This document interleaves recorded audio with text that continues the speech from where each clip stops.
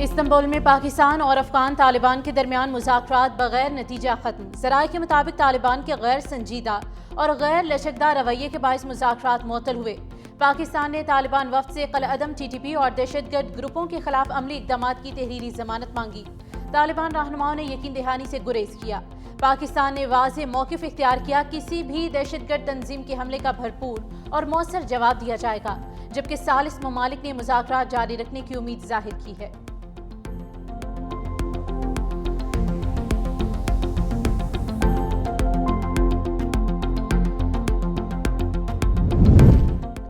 آزاد کشمیر میں حکومت سازی کا مشن۔ پیپلز پارٹی نے ایک بار پھر وزیر اعظم آزاد کشمیر کو استعفی دینے کے لیے 2 بجے تک کی مہلت دے دی۔ پیپلز پارٹی کو مسلم لیگ نون اور PTI فارورڈ بلاک سمیت 36 ارکان اسمبلی کی حمایت حاصل۔ ذرائع کے مطابق آج دن 2 بجے کے بعد وزیر اعظم آزاد کشمیر کے خلاف تحریک عدم اعتماد جمع کرائی جائے گی۔ وزیر اعظم انوار الحق کا استعفے کی بجائے تحریک عدم اعتماد کا مقابلہ کرنے کا فیصلہ۔ وزیر اعظم انوار الحق کا اپنے دور حکومت کی کامیابیوں اور ناکامیوں کو بھی ریکارڈ کا حصہ بنانے کا فیصلہ۔ وزیر اعظم آزاد کشمیر چودھری انوار الحق کہتے ہیں کہ اکیلا آیا تھا، اب میرے ساتھ دوست بھی ہیں، جب تک اختیار ہے کام کرتا رہوں گا۔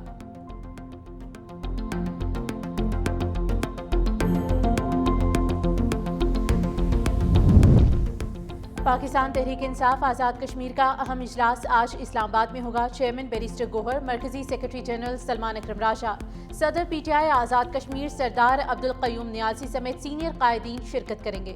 ممکنہ عدم اعتماد کی صورتحال پر مشاورت ہوگی۔ عدم اعتماد کی صورت میں بائیکاٹ یا اپنا امیدوار لانے پر مشاورت ہوگی۔ PTI کا آئندہ لاحِ عمل کا بھی اعلان کرے گی۔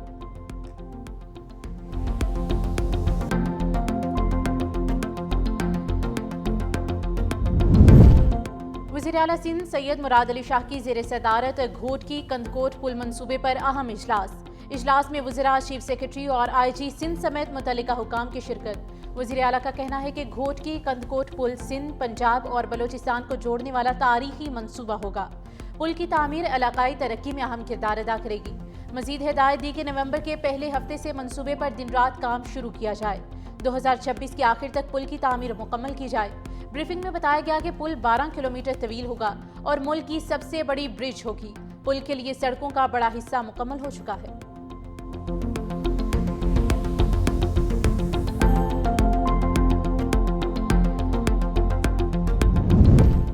اور اپر کوہستان مالیات اسکینڈل میں پولیس افسر گرفتار۔ ذرائع کے مطابق سب انسپکٹر نصیر الدین کو ایبٹ آباد سے گرفتار کیا گیا۔ گرفتار پولیس انسپکٹر پر 6 کروڑ روپے سے زائد کرپشن کا الزام ہے۔ ملزم کو آج احتساب عدالت میں جسمانی ریمانڈ کے لیے پیش کیا جائے گا۔ نیب نے اس اسکینڈل میں اب تک متعدد سرکاری اہلکاروں، کانٹریکٹرز اور دیگر ملزمان کو گرفتار کیا ہے۔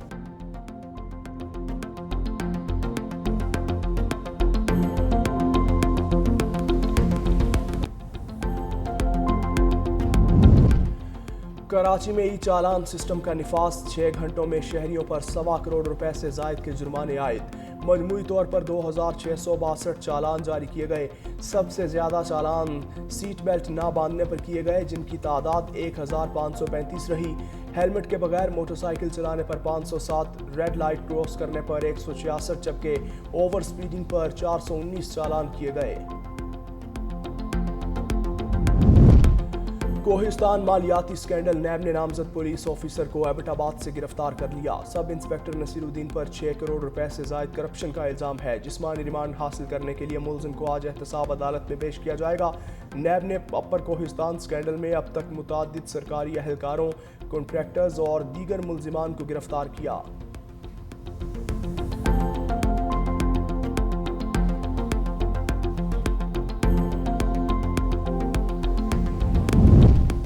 لاہور میں بے ہنگم ٹریفک اور تیز رفتاری شہریوں کے لیے بڑا خطرہ بن گئی۔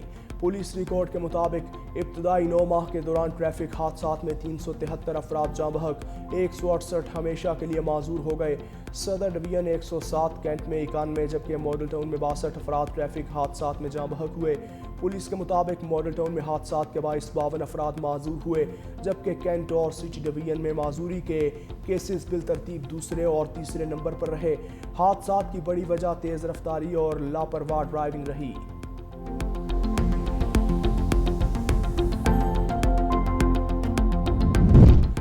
کوٹدو کے نجی اسپتال میں ناقص ڈائلیسس مشین سے ایڈز پھیلنے کا انکشاف۔ انتظامیہ 3 مریضوں میں ایڈز کی تشخیص کے بعد حرکت میں آ گئی۔ نجی اسپتال کے ٹیکنیشین کے خلاف مقدمہ درج، انکوائری کا آغاز۔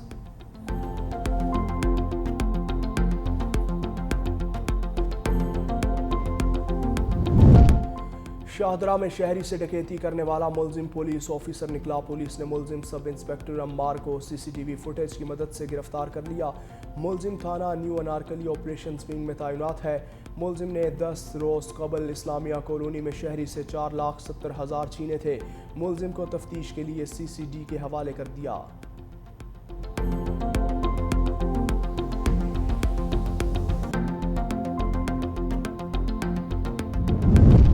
کراچی میں ملاوٹ شدہ دودھ کے خلاف انتظامیہ کا کریک ڈاؤن، 7 دکانیں سیل۔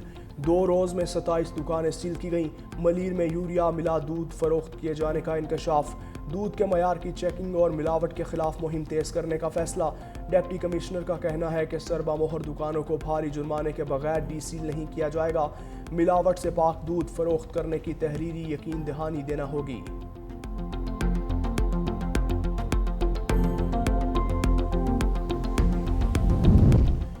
ترکی میں زمین لرز اٹھی، استنبول میں 6.1 شدت کا زلزلہ۔ زلزلے کا مرکز بالیکسیر صوبے کے قصبے سندرگی میں تھا۔ گہرائی تقریباً 6 کلومیٹر ریکارڈ۔ لوگوں میں خوف و ہراس، فوری طور پر کسی جانی نقصان کی اطلاع نہیں ملی۔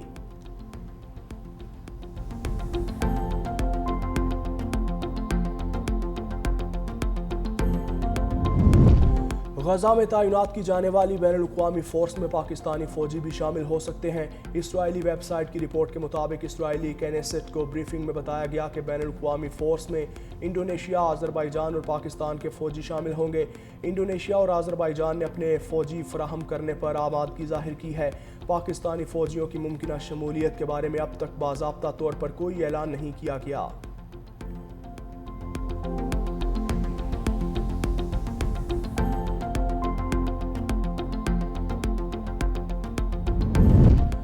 امن معاہدے کی خلاف ورزیوں پر امریکی حکام اسرائیل کا دفاع کرنے لگے۔ امریکی وزیر خارجہ مارکو روبیو کہتے ہیں غزہ میں اسرائیل کے حالیہ حملے جنگ بندی کی خلاف ورزی نہیں۔ اسرائیل نے اپنے دفاع کا حق ترک نہیں کیا۔ اگر کسی فوری خطرے کا خدشہ ہو تو کارروائی کی اجازت ہے، جس پر تمام ثالث ممالک متفق ہیں۔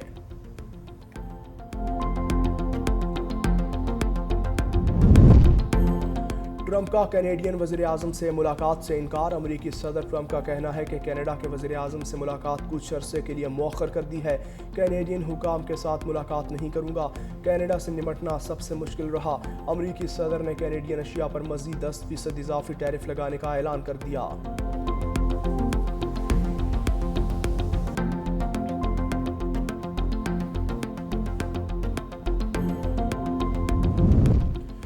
امریکی ٹیرف سے پریشان برطانیہ کا خلیجی ممالک سے معاہدے کا اعلان۔ برطانوی وزیر خزانہ نے اعلان کیا ہے کہ خلیجی ممالک سے تجارتی معاہدہ جلد متوقع ہے۔ اس حوالے سے ریاض میں اہم ملاقاتوں کے بعد معاہدے کے لیے پورا اعتماد ہے۔ برطانوی وزیر خزانہ نے سعودی عرب میں سرمایہ کاری فورم کے موقع پر اہم ملاقاتیں کی۔ برطانیہ 2020 میں یورپی یونین سے علیحدگی کے بعد سے GCC کے ساتھ معاہدے کا خواہاں ہے۔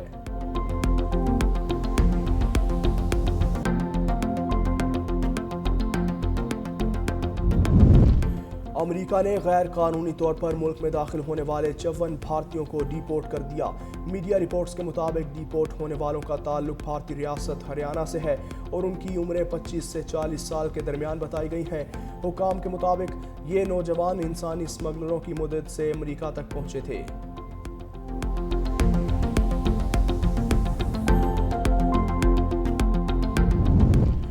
کیمرون میں 92 سالہ صدر پول بیا 8ویں بار ملک کے صدر منتخب۔ الیکشن کمیشن کے مطابق پول بیا نے 53.6% ووٹ حاصل کیے۔